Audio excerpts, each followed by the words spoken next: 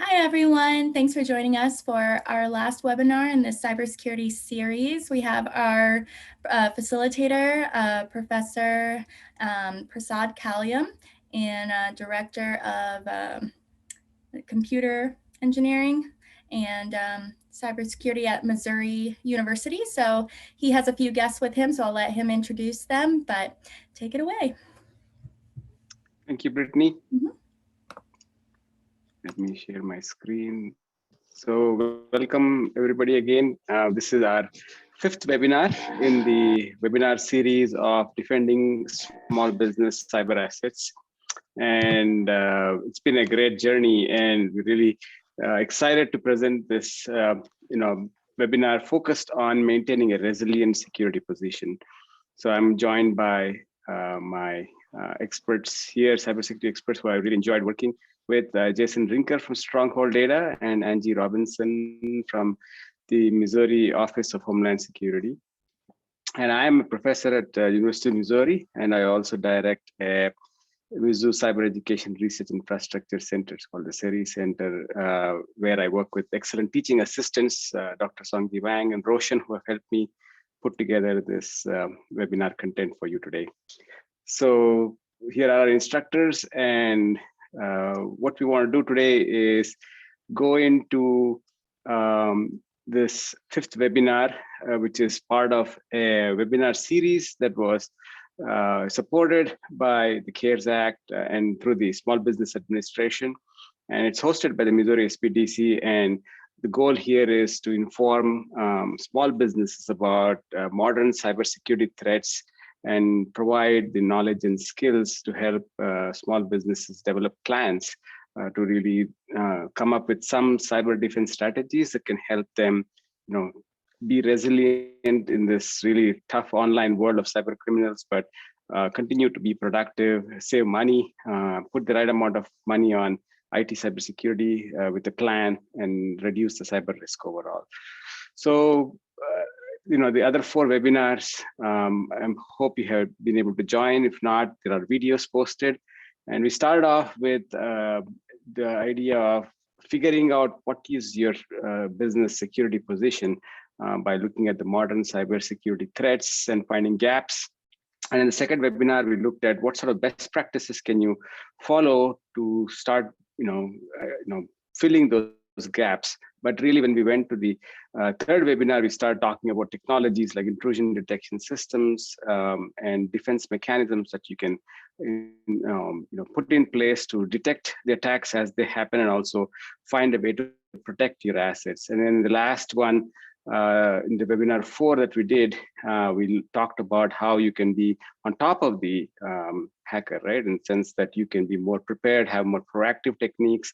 And we sort of build up this webinar series to today's webinar, where we're going to talk a lot about risk assessment, risk management, which is very critical for a small business when you're trying to put up a plan to deal with all the cyber attacks. So our lesson plan for about the next 90 minutes or so will be as follows. So we will start with the sort of engage a part of the webinar series, where we'll introduce the webinar a little bit more, get some feedback from you through a questionnaire, and then we'll go into some of these important topics that are relevant for today's webinar. And we'll do a few interactive sessions where our experts will weigh in on deepening the thinking about the concepts we'll talk about on risk assessment and management. And then we'll do some standards-based discussions of what are the standards, what are ways people actually do it in a quick way, in a much more detailed, elaborate way. So we'll give some exercises, case studies, and let you have a little bit of experience on it, and then we'll close strong today. So that's the plan for today. And let's start with the engage part of our webinar today. And so this module is really to look at how a small business doing IT security management can have a continued assessment of cyber threats and have a good sense of what risks are out there in terms of the cyber assets you're trying to protect, and finding ways in which you can have a plan and a buy-in from your management to keep investing in making sure all your critical assets are protected. So that's what we're going to talk today, and we'll touch about a couple of topics which is on our minds in this still sort of recovering from the pandemic, but we have moved a lot to cloud, and we have a lot of remote workers anyway in small businesses. In the modern world, we're all experts who are distributed, so not everybody is in the same place. So how do you think about this remote workforce, right? We'll talk about that in sort of a case study exercise, and figure out how you can put a plan at the end of the day, make cybersecurity work for you, and help your small business be productive, and again, really have a good sense of how much budget you can spend, because we're always short on budget, and what you can spend on cybersecurity you couldn't be spending on your business, like Jason says, and figuring out a balance and a good plan is definitely something that's important. So Brittany, are we ready for the poll? Can you please put the opening questionnaire poll? Thank you. So please go ahead and answer this poll. So in the first question, we're kind of asking you, have you created any inventory of assets in your business that you want to protect from cyber threats? So do you know what you're trying to protect, first of all? Second of all, we're trying to see if you've done any formal or informal cybersecurity risk assessment for your business, knowing what assets you want to protect. And in the third one, we're asking you to see if you have the expertise, or you're willing to bring in somebody from outside to actually do a risk assessment for you to help you, make a plan, right? And also the last part is, do you recognize that a plan and its implementation might take a long time after the assessment, in terms of months or years, because not everything is solvable, and again, not everything has a quick fix. So hopefully you recognize those things. So I think we're almost there. So I think we can go ahead and post the answers.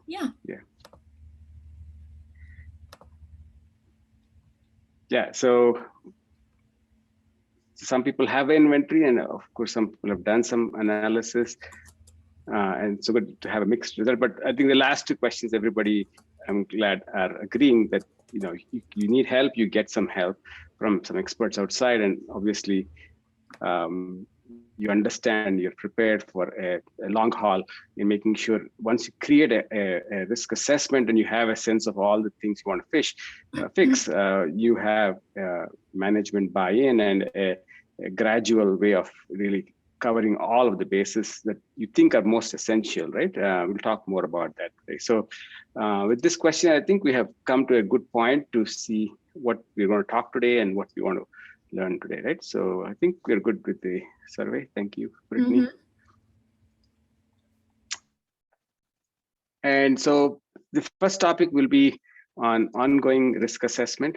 And it comes from our discussions we've had, which is, IT security management is a critical part of any small business, where we are setting up some security objectives and then working on creating policies for security and privacy of our assets, and then ultimately creating a risk profile, which basically says, we're not going to be protected against all the cyber threats that can happen, but we know the critical ones, and then we have a plan to deal in case something goes wrong, or when it goes wrong, in fact.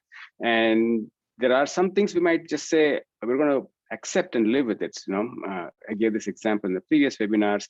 If somebody's selling me a home security plan, definitely doors, I want to have sensors and maybe motion sensors also inside the house. But if somebody says, do I want to even put sensors on the windows? And I go like, maybe not, right? So I might say, I'm okay with having this threat of the windows, because if somebody does come in, the motion sensor might catch them, right? So I might be willing to, have certain risks that I think are okay to take. And maybe I don't invest all my money on my home security system versus, maybe having a sports lesson for my kid. I might be spending the same money for that, right? So it's whatever it is that you make a decision that you're willing to live with the risk profile.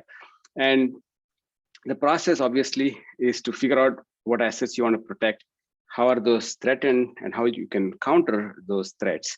And in the webinars, we've emphasized it again and again, but this is not a linear process. It's really a iterative process. It's a formal process. It's an iterative process, and it's not as simple as a answer to each of these questions that you can say once and be comfortable with it, right? So you have to look at it, reassess it, get data, go through a set of formal ways in which we plan this, and we've emphasized a lot of the best practices for that in the previous webinars.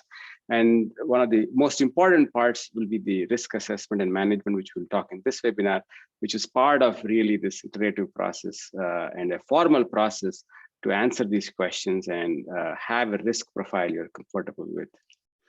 And this is in technical terms with what we call as residual risk. So we should be essentially comfortable with the residual risk that you're willing to take after you put all the controls in place to make sure the risks that you have identified for the critical assets are being protected, right? So you can come up with new or enhanced controls, reduce as much flaws, have a target control for different assets, and make sure you can reduce the magnitude of an impact if ever a threat becomes realized. And so having this sort of a business decision of what residual risk you're willing to accept is going to be critical. And that, again, sort of is a cost-benefit analysis at the end of the day, right? So it is up to the management to say how much qualitative, quantitative information you want to take, how much investment you want to make, and how much you justify that the cost is essential to reduce some of the risk, but also, again, it's not overly, demanding in terms of other things you need to do in your business. And also, some of the things we talked about, the ROI for a security investment is not always easy to measure. So knowing how you should, come up with a control or a set of mechanisms to counter these threats that doesn't, again, cause inconvenience to your users, also doesn't cost too much in terms of the budgets that you want to spend. And so in the overall life cycle of kind of dealing with this creation of the risk profile as part of IT security management, you will form a set of steps that will be part of a cyclic process. So you can see here at the top, I'll just sort of go through it a little bit carefully here. So you have the IT security policy, organizational aspects of it, and I'll talk more about it, that are really the inputs that start determining what your risk analysis will look like. And this is what we'll talk a little bit more today, which is what are the different ways in which you can do the risk analysis in a baseline way, formal way, informal way, and maybe a combined way of all of this. And once you have the risks identified, threats you want to really protect against, you come up with the controls, right? To make sure that you have a way to mitigate the risk if it ever becomes real, and have a plan and procedures of what to do. And I'll tell you a little bit more about this. We talked a little bit in the past on having a plan in different ways in terms of, say, the incident response, or a plan if there was actually an attack, right? And then the implementations is really going to be a combination of training and some technology and some consultants and some practices that you put in place.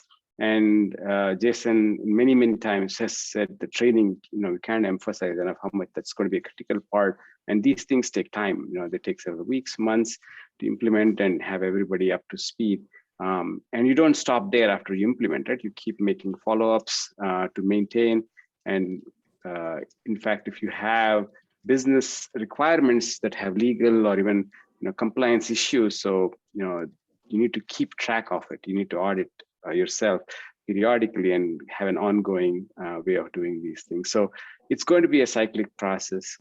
So Jason, you want to jump in here and maybe talk a little bit about your experience and what a life cycle looks like for you? I can't stress enough that really sitting down and doing a risk assessment for any organization is where it starts. You have to know what to protect, and when you phrase it as a risk conversation, it becomes easy to understand where you need to invest resources, whether that's money, human capital. And I think that you've kind of laid this out really great here, Prasad, in that it just all kind of continues to funnel down through that list. a story that I like sharing when I'm talking to organizations and trying to get them to understand risk and how to maybe pay for mitigation of that risk is I have them think about the movie The Blind Side. I don't know how many of you have seen that movie, but in the movie Blind Side, one of the main characters is Sandra Bullock. And the movie starts out with her narrating a football game between the Washington Giants, the New York Giants and the Washington Redskins. And it talks about how Lawrence Taylor changed the game of football in that every football team now pays the most money to a quarterback, and then the next paycheck goes to the left tackle. She says, and puts it in more of a home term of the first check that a home writes, or in her words, it was every housewife knows that the first check is to the mortgage and the next check is to the insurance company. I relate that to cyber when business owners, the first checks they're writing is to maintain their business, grow their business, hire new employees, bring on new resources, whether that's machinery. But then that next check and next focus needs to shift to protecting that. And one of those protections has to be cybersecurity. And using this map, if you will, this cyclical process that Prasad has presented, where you started in identifying those risks, what controls you want. I agree, security training has got to be the key. Your two biggest risks as an organization is the people that are touching your computer and then your vendors. Those are your two biggest risk areas, and you can mitigate some of that through training, or a lot of that through training. And then it really is important when you're trying to determine the effectiveness of those implementations that you put into place. So you want to do that follow-up. Great. Thank you, Jason. Excellent. So going a little bit more, into the depth of this life cycle process, right? So we'll kind of break it down in the next few minutes. The organizational security policy is something that, like we see here, it consists of objectives that you want, right? And the strategies that you'll use to meet those objectives, and the policies, which basically have the mechanisms in which you will enforce those strategies going forward. And it will require a sort of an organizational level planning, right? Through periodic security reviews and looking at sort of the technical risk environments that you have, and asking these questions, right?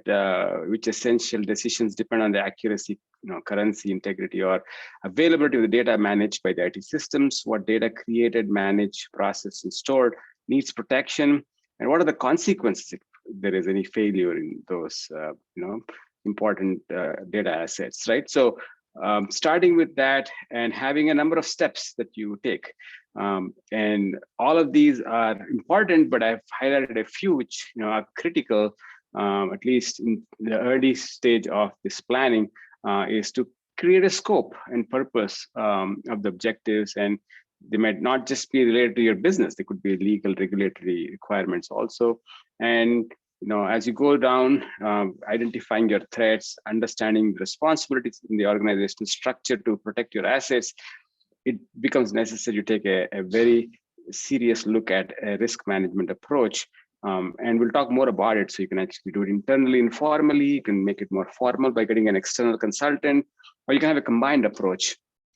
And as part of dealing with the risk, you'll have to do security awareness training and put a lot of security controls that ultimately help you implement your policies, right? So your mechanisms that make your business actually practice some of the strategies you've come up with.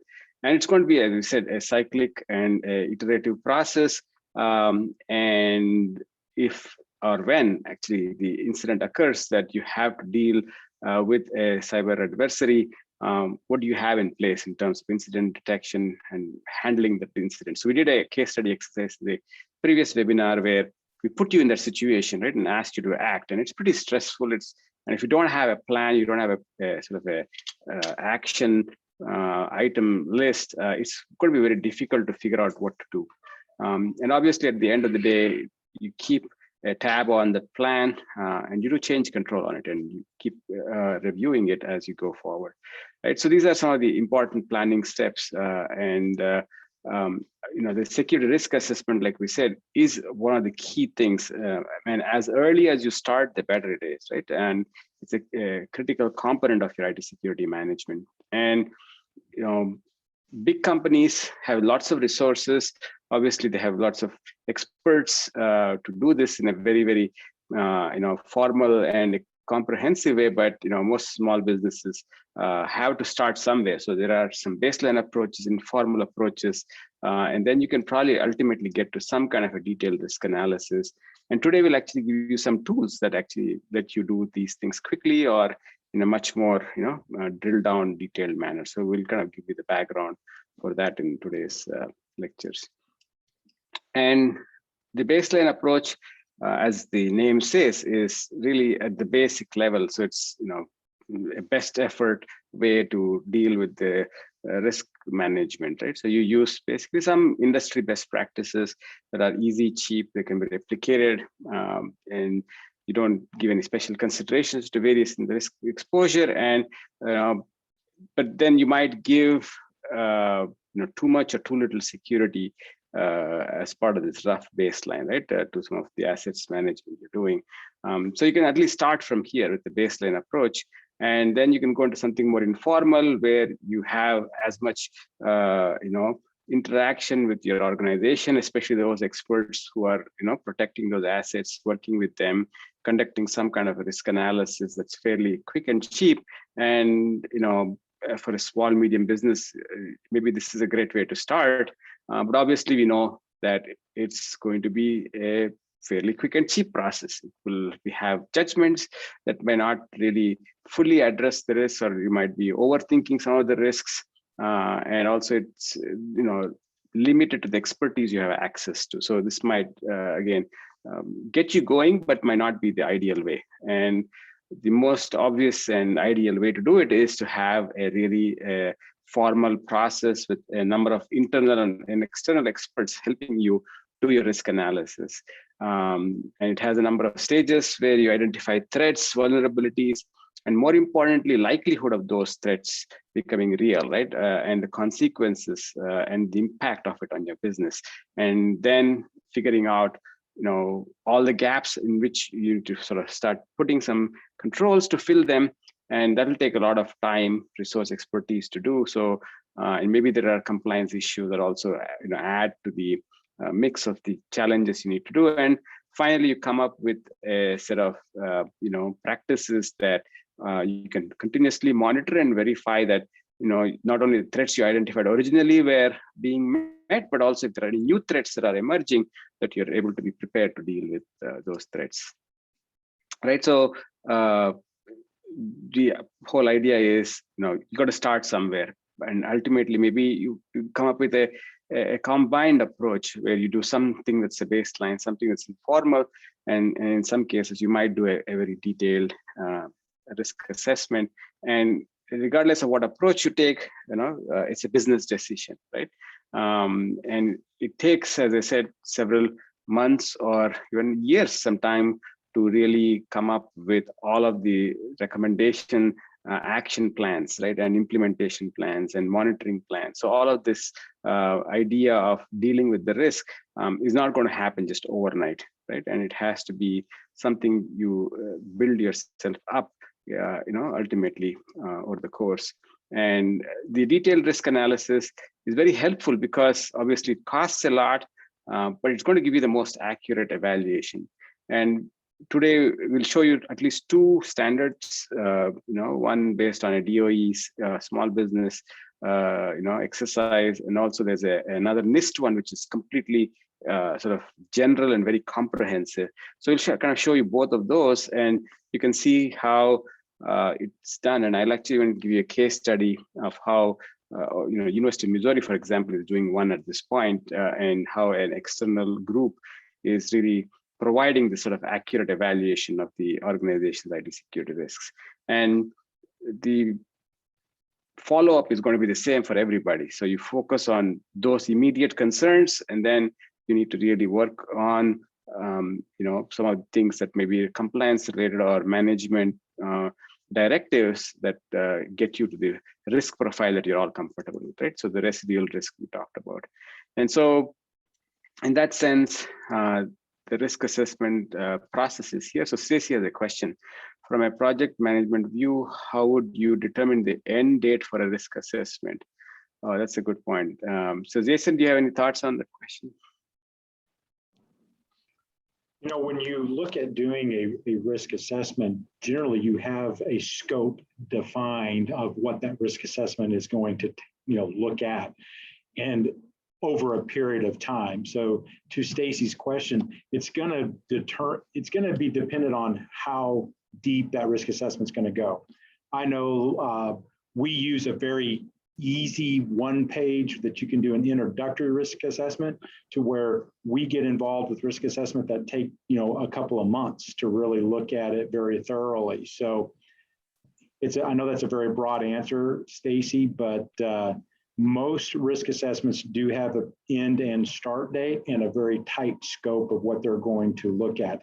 And Angie may have some feedback on some of the risk assessments that her agency and other agencies have. I will post a link to a one-page document that we share for a very simple, high-level, easy, risk assessment, just to kind of start that process. It's not the final risk assessment that you would do. So I'll put that in there for people to take a look at. And again, maybe Angie has some feedback there. Yeah, and it also depends, what kind of business you have, how big it is, what sort of legal regulatory aspects are involved. So there's many layers to this. So depending on the complexity of what you're trying to do in terms of risk assessment, the end date or sort of the timeline can be, varying. But I would say at least it's shorter than the plan to implement all the controls. So the risk assessment, if it takes a month to do your plan, it would take a couple of years to implement and do. So it's much shorter, obviously. I'm talking from a sort of external consultant point of view. Somebody is doing a formal assessment, maybe they take a month or so to really do it and give you a report. And it's very much clear what they do here, right? So you prepare for the assessment. So you need to identify experts that within the organization or your main vendors who you are working with in your organization, right? You need to have them all available for the expert to ask questions and interact in terms of getting the necessary information to create the risk analysis. And the risk analysis will then look at what assets you have, and then go through all your critical assets and look at all the things you're doing, right? And it's almost like taking apart what you're doing to identify the sources and events, vulnerabilities, and then the experts have a way then to figure out the likelihood of occurrence, the magnitude of impact, and then come up with a risk score that corresponds to all of your critical assets. So it's almost like a asset by assets risk assessment, but then you can have an overall risk profile, and we'll talk about how that looks like. And it's usually prioritized as in the form of a risk register, and we'll show you how those things look. And once you have this sort of a risk register at the end of this analysis, obviously you communicate it to all the stakeholders within your organization, and then you come up with a plan, right? And then once it's addressed, you sort of maintain the assessment as you go forward. So if you're looking at the risk assessment, some things are obvious, right? So some organizations, depending on what they're doing, fall under a risk spectrum that's kind of predictable, right? If you're doing construction, agriculture, maybe you're not as vulnerable. Again, there could be attacks that definitely impact your business, but maybe it's not the same as if you're the government or you're banking, finance, or healthcare or transportation. So there's a starting point where you can already tell where you fall in terms of the risk overall as an organization, depending on what you do, right? And as I kept saying, the risk is really done at an asset level. So there's obviously an overall risk, but we really want to think about at an asset level. So if there is a server or there is a database or there is a particular equipment, you want to look at each of these assets. Or even if there is a person in the organization who has a lot of privileges, and compromise of those privileges could really mean bad things for your business, right? So looking at your assets from a software, hardware, human, sort of business critical function, right? So you need to come up with a plan again at each asset level, and it will require you to draw on the expertise of the people in your organization to do that. You know it already, but you have to really document those in clear terms, right? And it could span, like I said, hardware, software, infrastructure, documentation systems, people, and things like that. So ultimately, an asset would be anything that you want to protect because it has value to the organization and contributes to the successful attainment of the organization's objectives. And the process that the consultant does, or what you do essentially there, is take each asset and then look at all the threats and figure out what's the likelihood of those, the likelihood of initiation and the likelihood of the attack succeeding.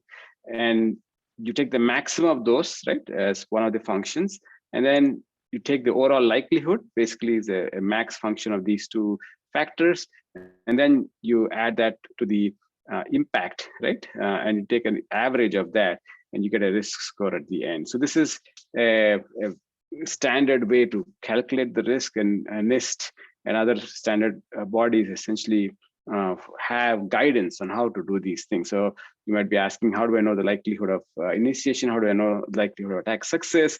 How do I measure impact? And how do I come up with a risk score I can understand? If I say you have a risk score of 8 versus 5 versus 3, what does it mean, right? So there's some guidance on that we'll talk about next.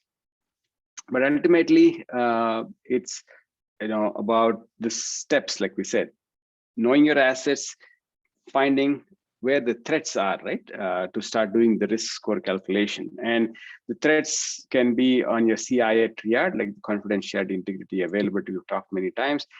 They can come through other ways in which you're measuring the threats, right, in terms of reliability, authenticity, accountability. And the point is, you want to find anything that might hinder or prevent an asset from providing the appropriate level of key security services for your business. And the threat sources, we've talked a lot about this. The adversary is very organized, highly capable, has access to the underground economy that has, this as a customer service oriented attack business, which is really, really scary. And, it could also not just be cybersecurity, right? In some sense, the risk management could also go towards acts of God and man-made things. We do some silly things sometimes, and that could expose us to some of these risks. So considering pretty much all those threat sources will be a first step. And also if some previous experience is also going to be a critical part of identifying the threat sources. And in the vulnerability identification, it is to know what are the flaws, weaknesses. And it can happen from systems that you need to patch, people who are following processes that need to be protected, guarded, and you have some sort of authorization chain that needs to be followed so that things don't fall apart. And so at the end of the day, you look at all of this and have a combination of the threat and the vulnerability of those important assets, and then you create the risk, right? And then you share that with your organization stakeholders and come up with a plan with your management. And in terms of analyzing the risks, which is the step I said that you need to really get to the risk score, which could be, like a qualitative score, you have high risk, low risk, or it could be a quantitative score, like I said, 3, 5, 8, whatever, right? You like to understand. And that scoring kind of is a guide for you to see if you improve. And if you do improve, then the risks should go down, right? Or if there are new assets being introduced, your risks start going up. So you have some meter to measure against. And like I said, the risks could have a likelihood, which is a key, which is the first factor that goes into the risk calculation. and the likelihood can be rare, unlikely, possible, likely, most certain. And obviously there's going to be a lot of asset by asset discussion on what this means, right? What is the risk likelihood and what it means in terms of quantifying it in some cases also. But it's important to remember that the goal is to find as much information to guide the management to understand these risks and then help them decide how much to invest or how to appropriately respond to the risks that you want to really mitigate. And at the end of the day, obviously, you have these risk consequences and levels, and you want to make sure that you can prioritize these, right? You cannot address all of the risks. And so the easier it is if you have a priority, and that kind of helps you guide the investments, right, to address them. And the consultants or what you kind of present to the organization or the management is a risk register that has this, like I said, risk prioritized table of what's the asset you're talking about, what's the threat vulnerability on that, what controls do you already have, and what's the likelihood that some threat actually becomes real, and what's the consequence and level of impact that you need to really take into consideration. And if all of those things are significant, then you have sort of a risk priority that's sort of higher that you need to address first than others. And you can put them in different kinds of heat maps, and I will show you some examples on that. And that helps you figure out what needs immediate attention. And in many cases, you might see if you address some of the high priority ones, it automatically takes care of some of the low priority ones. So it's not that you have to address all the risks. So as you sort of start knocking down some of the higher risks, many of the medium or lower risks automatically get knocked off. So it's kind of interesting as you go through addressing the risks and finding a risk profile that you're comfortable with. So Jason, you want to jump in at this point and maybe talk about how the risk priority is sort of significant, right? In kind of starting with the plan. Well, as we were talking earlier, Prasad, I think that identifying a risk is going to naturally take you to that priority level. You always want to start with, when you're talking about some of those natural disasters that you had kind of pointed out, especially in Missouri, when we have like the threat of tornadoes. But you have human disasters, like you said. You look at what systems do you have to bring online first? What is the most important system? And when you start identifying those, when you're looking at those disasters, it's going to help you in this risk analysis to really determine which processes you need to have in place. What are those critical systems? How much resources do we devote to those? Do we have backup plans in place to bring those online or function with? A lot of people think, well, if we do have a cyber event, how are we going to pay our employees? I mean, there was a third-party vendor that made it very difficult for employees to get paid because they use this particular, vendor's software. They were scrounging around town trying to find paper checks to issue to their employees. So there's a lot of those, tabletop discussions that can go on that really help. And not paying your employees may be determined a major consequence, as like you have in your chart here, Prasad, and dictate what you need to do, or that high level of risk. There's another form that I'll have to look for and see if I can find it, but it talks about the same thing in a cartoon kind of aspect, and that really helps highlight what you're saying. I think Angie probably could speak even more directly to this. Yeah, Angie, please jump in if you feel like you have something to add. Can you guys hear me? Yes, we can. Hi. So this is super important, especially since I'm in the state. I work with the local county governments and some of their law enforcement and fire and 911. So these risks and how they'll affect their operations is super important to them, because if they have a cyber incident and their 911 system goes down, then no one can call in or get help or anything like that. So they are more likely to put that money towards risk assessment and then fill those gaps, because if their 911 system goes down, it's a disaster not only for them but for the entire county and whoever else they serve. Just like law enforcement, if a law enforcement police department was to have a cyber incident and all of their systems go down, their ticketing systems go down, when's the last time you saw an officer write a speeding ticket off of paper? I'm not even sure, if they still have paper tickets. So these are the things that we think about at the local levels, at the local government levels. If we had a city in Missouri not long ago, and their city hall network went down. Didn't affect the whole county, but it went down on utility payday. So there was a lot of problems because nobody could make their utility payments. Couldn't make them online, couldn't make them in person. It was a big deal. So these are the kind of things that they think about. So when you're assessing your risk, always know that you're not going to get rid of all your risk and be okay with what risk you have left, but make sure that you get the majority of risk taken care of and have backup plans for those. Yeah. Thanks, Andy. That's great points. And like you're saying, you should take care of things you should take care of. and here this sort of chart that shows what's the judgment you do in terms of your risk treatment, right? And obviously something costs low to fix and the risk level is extreme, you get to those first. And then as the cost becomes higher and there is sort of moderate risk, you use some judgment. And obviously the low risks ones that cost too much, you're probably not going to spend much time worrying about, right? So this is a guidance, but then it's not as simple as that, right? So looking at it from asset by asset level is really something that's a challenge, and it takes time to really come up with the plans and implementations and sort of ongoing monitoring to maintain that risk profile.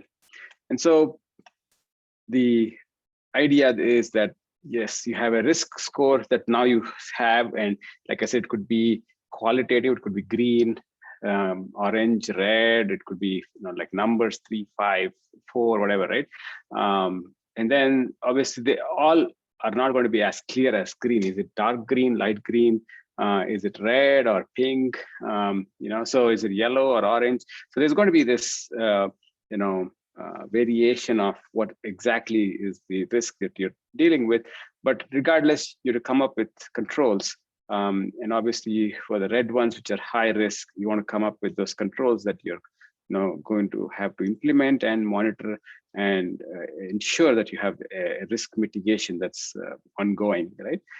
So you can put a lot of security controls at a management level, operational level, and at a technical level. And you can use a lot of checklists of what you already have in terms of controls, and then get information inside, outside the organization to figure out what you need to do next. Okay. So with this, I think we've kind of hopefully given you a sort of a breakdown of what is risk assessment and management, and how it's done in different ways, informal and formal ways. What if you had an external consultant come in? What would they do to get you something like a risk register and sort of an assessment in a qualitative or a quantitative way that then you can start thinking about controls and maintenance and investments that make sense for you, right, to deal with. So with this, I think it's time to go into a little bit of a group discussion. So I have a scenario here, which is, our businesses today, as I said, are highly technology based. We have distributed experts, and we work increasingly with the cloud platform. So this modern small business has kind of unique challenges than any other small business ever in the history, right, of mankind. So with the pandemic going on, we have more challenges. We have more remote workers. We are increasingly using more cloud vendors for our services than running data centers in our office buildings or under our desks. So this is sort of this new reality. So take a moment to figure out what you think are some of the new risks that you can have in this picture, right? So Jason, you want to jump in of what you see as sort of COVID or sort of pandemic related new reality and new risks that small businesses face? What are your thoughts? Well, Prasad, the first thing in a pandemic, the biggest risk that a lot of small businesses faced is they sent their workers home and they had a work from home initiative. A lot of the security practices that may have been at the office weren't adhered to at the home, or it took a while for those security to be implemented across the board. So that was a huge risk, when we talk about the pandemic and moving to a remote workforce. And yeah, Angie probably can speak to some other ones that she's seen too.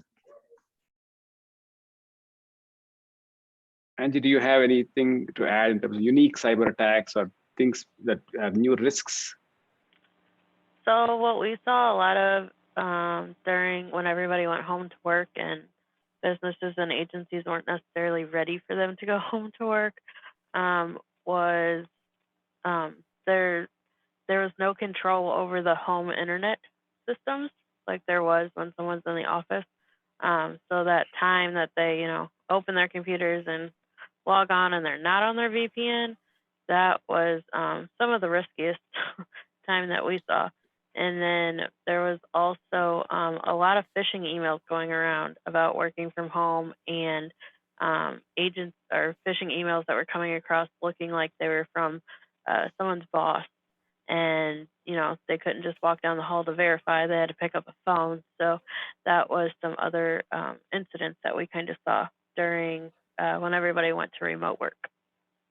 That's a great point.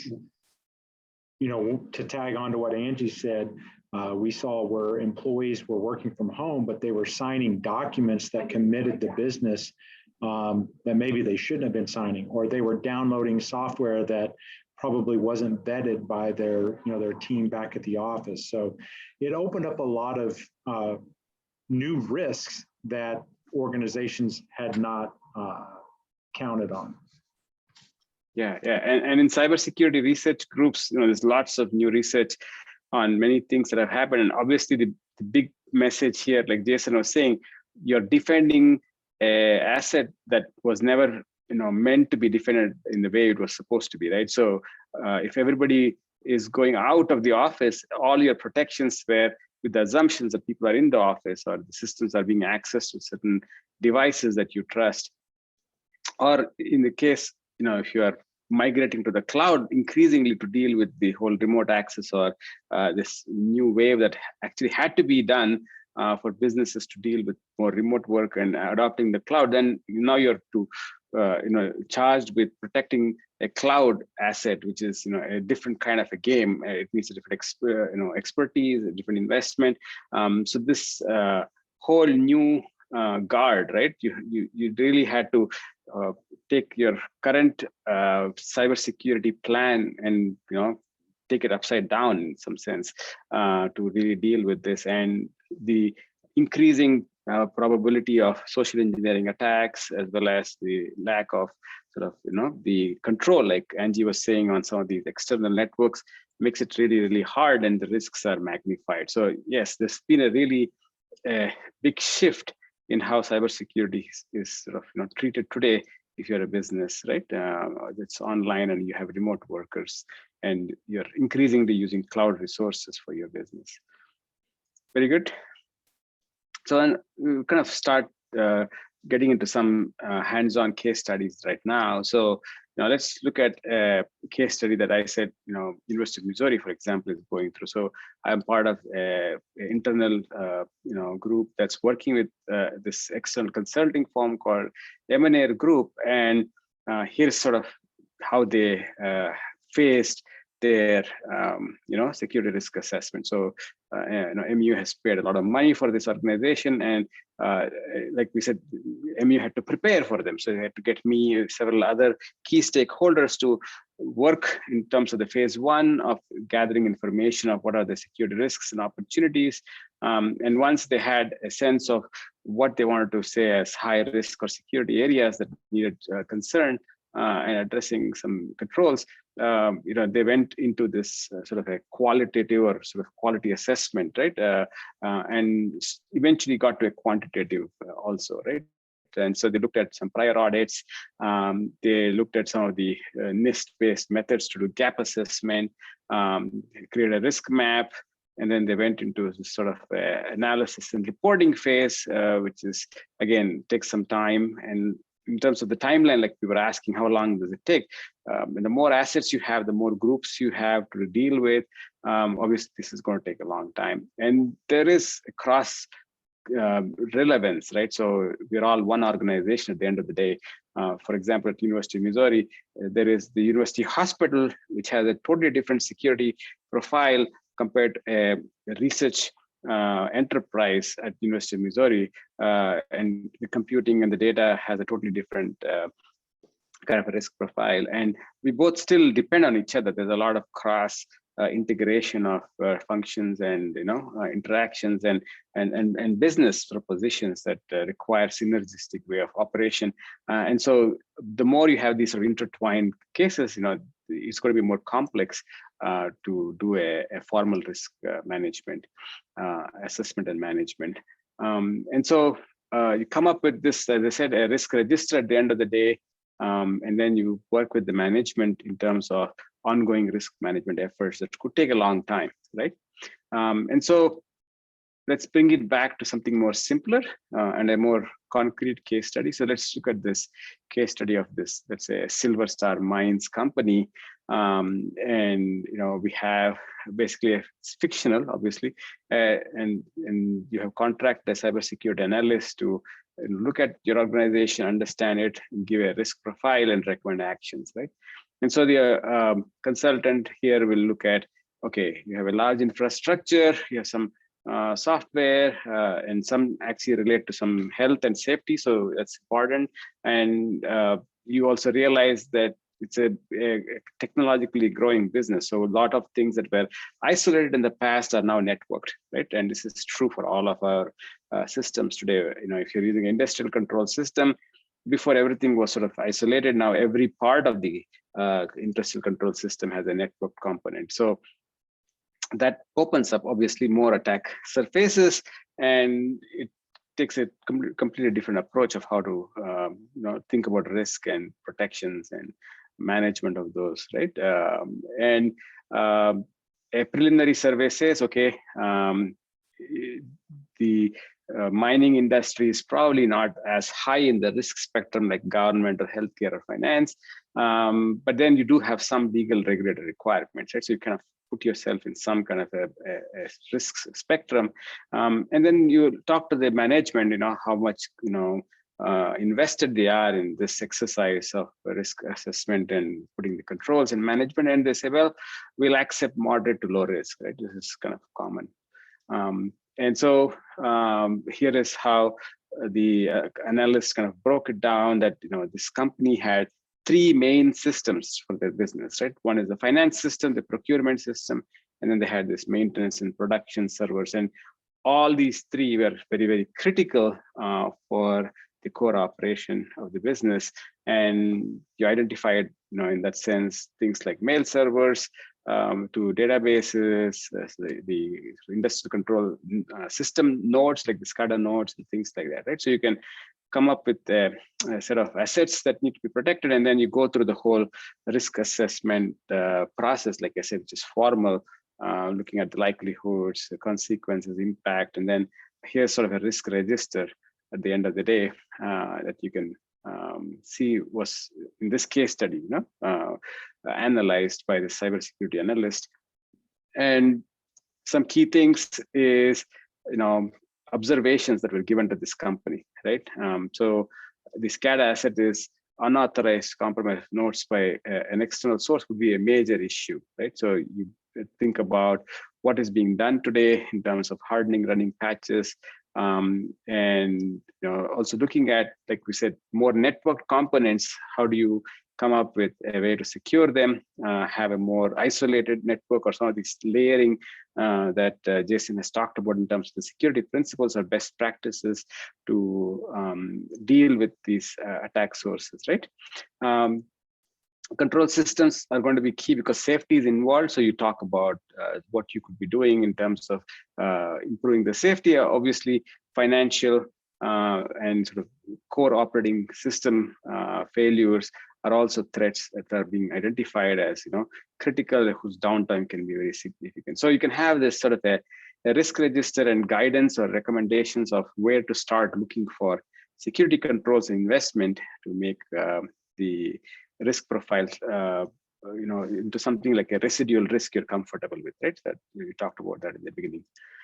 So with that, let's make an actual exercise. So I'll talk to you about like 2 standards-based practice. One is the Department of Energy's, which is a quick and easy way to do this. It's basically a spreadsheet you can download, and I'll give you a link about this and a worksheet to work on this. And then I'll give you another one, which is a NIST-based methodology. We call it a PRAM, a Privacy Risk Assessment Methodology, which is much more detailed and we kind of briefly talk about it. But I think we can all, in the time we have in this webinar, try to jump in and do this particular assessment. So let me share a couple of links with you. So here is going to be a worksheet that you can download. And there's no virus or anything, that please click on it. Download that. It's a document that is a worksheet you can work with. And as part of the worksheet, I want you to download something from the DOE assessment side, but I have actually downloaded for you already. So the link for that spreadsheet is here. And so if you bring up that spreadsheet, you will see something that I'll show you next.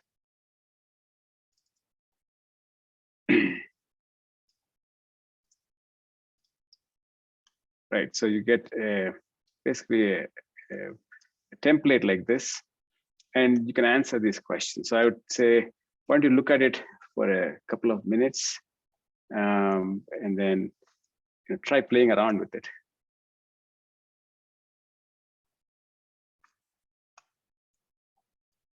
As you can see, you can just do a drop down, say yes, and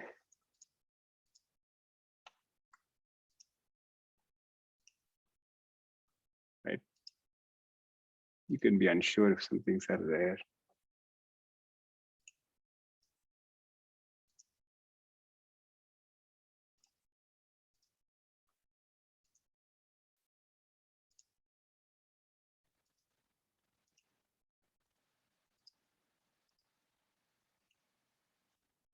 Right, so as you fill out this form, you get some sort of a quick assessment. And also this form has some very interesting action items that also are part of it. And the instructions are given in the first tab here, if you want to look more deeply on how to navigate this, and then how the different recommended actions are being shown, right, is in this sort of a key file that you don't need to modify or anything, but this is how it's being evaluated, right? So you get a very quick and dirty qualitative assessment by running through this spreadsheet. So I'll give you like about 5 minutes to go through this.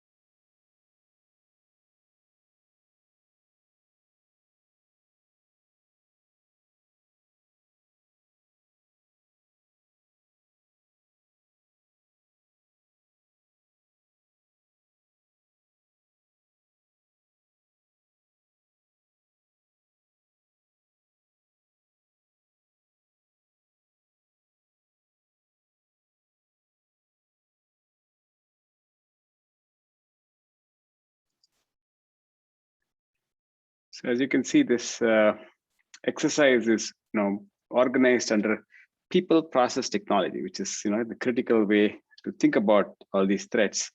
And we've shown a subset of this, but it could be customized to your organization, right? It's for a industrial control system, small business or enterprise, but you could take this and adapt it for your business to kind of educate your management, your employees, create plans in terms of the process. And it's a very helpful way to do this. And so Jason, you want to talk a little bit about your quick assessment that you do? I know you shared the link here. Yeah, thank you, Prasad. I really like your assessment form that you have there and how it kind of color codes the high risk, medium risk. That little self-assessment form that I shared is just a way that you can go through and really kind of do the same thing. And that's just ask some really high level questions, and you can get a quick idea of your posture, your security posture. There are other forms out there similar to what we've used and shared with you on the chat. What Prasad is sharing here, he mentioned NIST. So you just need to find one that works for you, that you can easily navigate and answer those questions. I would say that any of these self-assessment forms that we're discussing here today, answer them honestly, because the only one that you're going to hurt is yourself as you're going through these. I've been a part of many assessments where, we have the leadership of an organization, and then we have their IT resources, and the IT resource is really scared to answer honestly because they're afraid that they're going to look bad in front of the leadership of that organization. But you cannot have real improvement to your cybersecurity posture without doing some sort of risk assessment. And again, I really think this is a great tool here, Prasad. And Angie and her agencies, they have access to a lot of different tools. In fact, she could probably tell you a little more about CISA and how they can do risk assessments alongside you or for you. Yeah, we work with CISA a lot, the Cybersecurity Infrastructure Security and Agency. We have our representative here, right? We usually have 2 for the state. We might be getting 3, but right now we only have 1. I work with him a lot. If you go to cisa.gov, you can see all of the different assessments that CISA will do for you. Some of them are self-assessments. I know we work a lot with the National Cybersecurity Review, which is the NCSR. And that is, so for us, anyone in the state of Missouri who wants to get grant money through Homeland Security must fill out this NCSR self-assessment. And it's basically 100+ questions of a self-assessment that they have to fill out on their cybersecurity. And then every year they have to update that to get that money. And that's just and as a state, we can see it, but we only see the anonymized view for the entire state to see where our cyber hygiene, cybersecurity is, and what we can do to help those locals that are filling those out, even though we may not know who, but we can offer it to everybody so that everybody has that option. So the NCSR is offered through CISA and the MSISAC, Multi-State Information Sharing Analysis Center. They send out a lot of good information too. And then, so they host that NCSR, you have so many months to turn it in. And then once the whole state has turned it in, you can kind of see where you're at. They'll give you your results based on your self-assessment, and then they'll give us an anonymized view of the state. So that helps both sides here. And then you can take that NCSR and you can go to CISA.gov, and then you can have them come in and do other assessments for you, vulnerability assessments, end user assessments, see if any of your employees are clicking on phishing emails, how many phishing emails, what kind of phishing emails. They have a lot of great tools. So we partner with them a lot on that kind of stuff.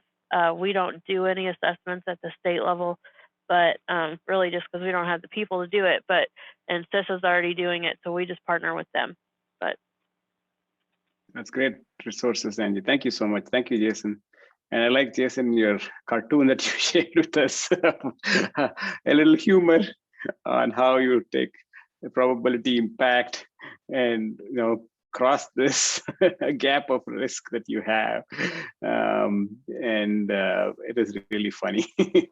Well, I wish I could take credit for it, but that's something that's been shared quite a bit. But it really gives you an idea of when you're going through a risk assessment. Now you can categorize it like you've shown: high, medium, low, or you can look at it in these areas here. There's a lot of ways to break it down to a very digestible, informational cartoon like this on understanding risk of your organization. Excellent. That's great. And it's a complicated process if you go deep, obviously, like Angie said and Jason said. And this is kind of why we kind of resort to some external consultant, is finding like this honest information and having a really honest assessment is a little bit of a iterative process. Again, it's a collaborative process between the consultant and the organization, and there's a lot of guidance on how to do this, but it definitely needs a little bit of expertise to do this. So here's another tool, again, which you can download, which is from NIST.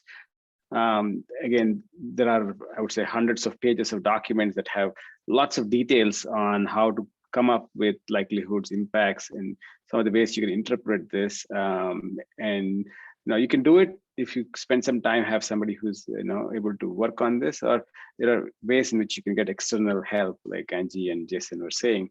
This is another great way which you can use to do a fully formal risk assessment for your enterprise. And what it is doing ultimately, just to recall, is find a way to put a risk score and at each asset level to the risk register that shows what are the likelihood of initiation and likelihood of attack for threats on the assets, and what is the impact. And if you function both of those in, you get this sort of a risk score, right? So this is kind of what's being done, and that risk scores will sometimes be put in a heat map so you can understand what are sort of the hot issues, what are sort of things, right? So like we talked about, what is red, pink, green, yellow, orange, dark green, and things like that. So you get a sense of a risk posture that you're going to be comfortable with at the end of the day. And you can change these spreadsheets and then see how to get to a point you're willing to invest in. So let's start closing strong. So what we're saying in this series of webinars ultimately has been to create a plan. That's the start of any good activity towards dealing with cybersecurity threats, is start with a plan, and it requires collaboration of people in your organization, some experts outside, your vendors, and coming up with something that, like Jason said, is honest in terms of what you think are your security objectives, policies, processes, and how you want to go forward in terms of dealing with the risk and actually implementing a risk treatment plan. So the action, right? The act, check, and parts are going to be, again, a critical part of the process. And it's not going to be a one-time thing. And we made that very clear that it has to be monitored, maintained, and there's going to be new threats. There are going to be new assets being introduced. There's going to be new interconnections of different critical functions in your business. So it's going to take a little bit of a maintenance to make sure that you are comfortable with the risk that you ultimately have. And there are ways in which you can deal with the risk. And we've talked about this in the past also. You can either accept the risk, you can avoid the risk without doing anything, or you can transfer the risk to a third party, getting some insurance, for example. And ultimately, you can find ways to reduce the consequence by modifying things in your organization that, again, reduces the likelihood of an actual impact if there was a risk that became real as an attack that affects your small business. So Jason, do you have any concluding remarks on how to think about risk treatment alternatives? Prasad, I think you've outlined this really good. Yeah, we always touch on that risk is basically a three-legged stool for any organization. When I look at it as how much risk is that organization going to take on themselves? How much are they going to offload on vendors, similar to like a Stronghold Data or others? And then how much risk are you going to ask your insurance company to pick up? And so by doing a risk assessment, you can answer these questions quite well. And then you have to do it in a regular format because, as you just said, is that threat landscape changes daily. And you have to just keep continuing this process to make sure that your risk posture is where you want it to be. Great, thank you. Angie, you have anything to add to the risk treatment?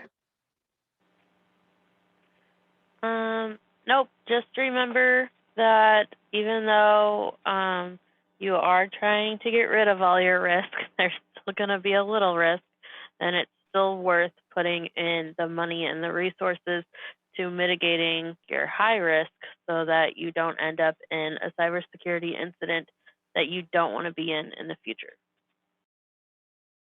Great. Yeah, with that, I think we have reached the end of this webinar, and I really want to thank the Missouri SBDC, my colleagues, experts here, Jason, Angie, and my teaching assistant, Songji and Roshan, and Brittany for really, holding the fort for us, letting us in and out and recording and coordinating this. And I can't thank everybody enough, and all of those who attended and had the great interactions that we had. And this is going to be online, and I wish that more people access this and benefit. And we're always available. Some of the worksheets, we'll try to put them in the YouTube as additional documents, so you have access to them to download as you follow the videos. And some of our contact information is there. So feel free to reach out to us if there is a way we can help you with this really interesting and important and difficult task of trying to protect our small businesses against a very capable adversary, the cybercrime mafia, I would say, who's really somebody we should be prepared to face, and in some cases even outsmart. Right? So I wish you the best of luck in all your cybersecurity efforts for your small business. And again, thank you all, and I wish we have more opportunities like this to share information and learn from each other. Thank you so much. Thank you, Prasad. You and your team did a wonderful job, and Brittany, thank you too for all this support from SBDC, but mostly Roshan, Sanji, and Prasad. I mean, they put a lot of work into preparing these webinar series, and it's really been an honor to team up with them and Angie and the resources that are available through all of the departments she has access to. So thank you for having me. Thank you to everyone for all of your work that you put into this webinar series. Thank you for including me. I was very honored to be included in this series, and I wish you all the best. If you need anything, please feel free to reach out. Yeah, thanks everybody. It was a really great experience.